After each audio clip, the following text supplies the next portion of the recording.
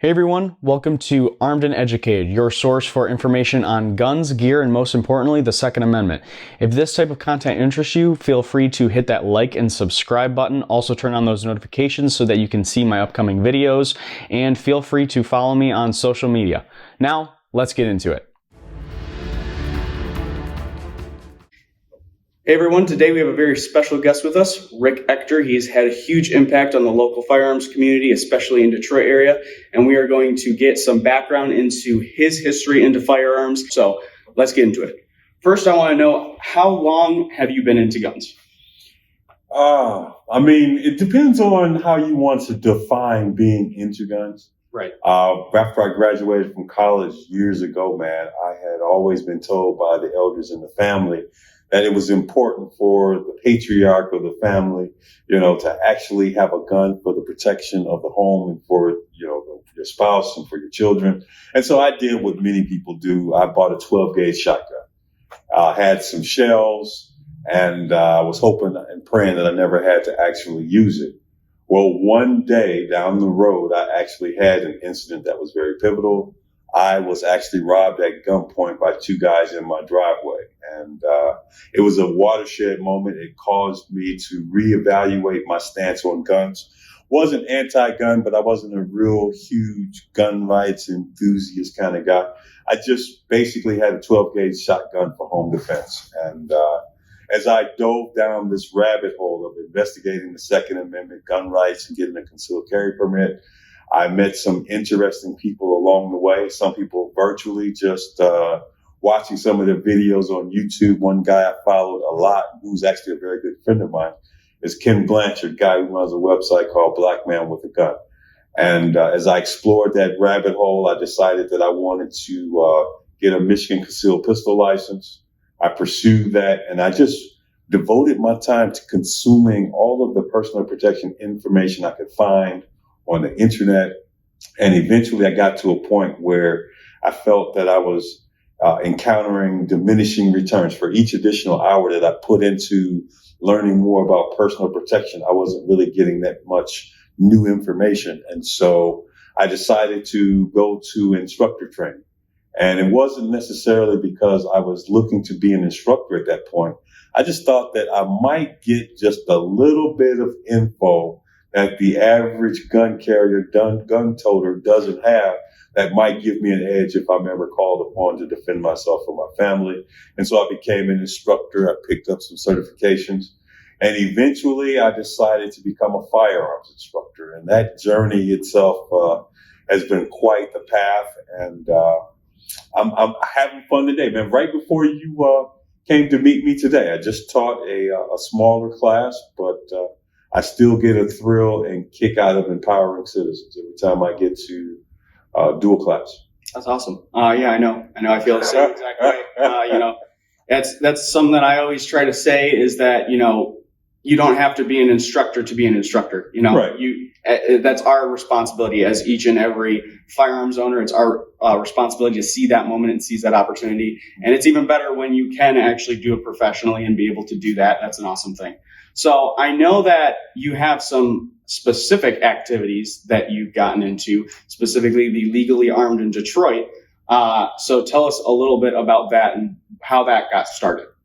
I decided that I wanted to become more vocal in the Second Amendment community. And as I became more politically aware and politically active, doing research, doing my homework, I started blogging. Legally Armed in Detroit is my flagship blog site. It's been up for a number of years. And I do a lot of things with that site. Not only do I do promotional stuff, let people know when I'm having courses, if I'm ever so fortunate to be invited to be a guest on the show, I'll put links up there and let folks know what we're doing. And it gives me an opportunity to highlight some of the things that I'm doing. And the single most important or single most act or activity that I'm involved in that gives me the greatest sense of pride and pleasure is the annual event that I do for training women. 10 years ago, I noticed a news story on TV about a woman whose body was discovered on the street in Detroit, and that someone had killed her, sexually assaulted her, and just discarded her body. And I said, man, someone needs to do something about that. So I got with four fellow firearms trainers. We convinced the local gun range to give us some space. And we took to social media. I might have even publicized it on MySpace at the time. I still have a MySpace page, but I'm not out there, man. But I'm everywhere else. MySpace, Facebook, Instagram, I'm pretty sure I even had a Twitter. MySpace page. I have a YouTube channel. I mean, all this stuff that's out there, I was promoting it. And I had 50 women that showed up that first iteration.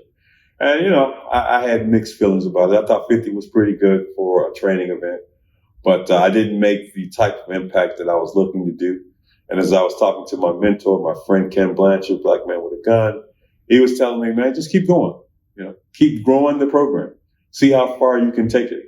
And so eventually, I started growing the program. That 50 initial students grew to 100 and then went to 200. Last year, due to the height of everything that was going on, we trained just under 2,000 women. It was in excess of 1,938 women we trained in a 2-day period across 2 gun ranges. We added another 1,000 earlier this year. And, man, not only am I still basking in the glow of that great activity of empowering women with the gift of personal protection, giving them a range safety briefing and a shooting experience.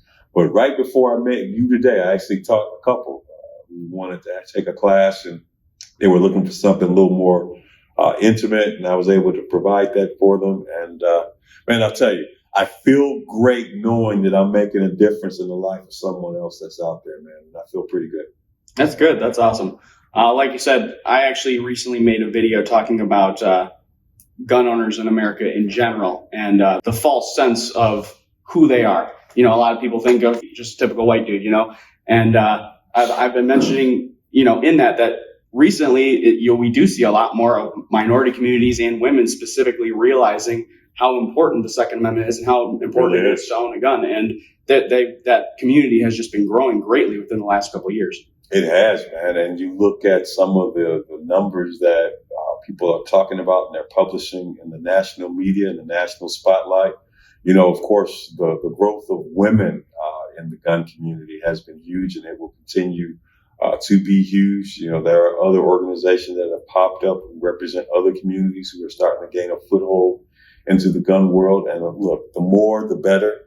The more people that we can encourage to become firearm owners, the greater opportunity we have to convert them to our side, that the Second Amendment is worth fighting for and beating back, legislators, politicians who want to chip away at our rights, which is basically, the source of our strength with regards to maintaining our freedom, man. And that's ultimately what it's all about.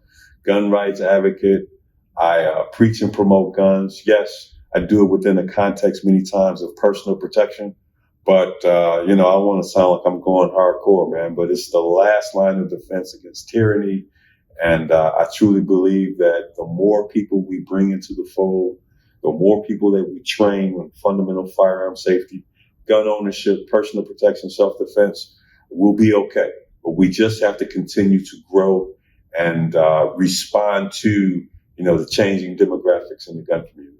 Yes, and I'm glad that you mentioned the changing demographics.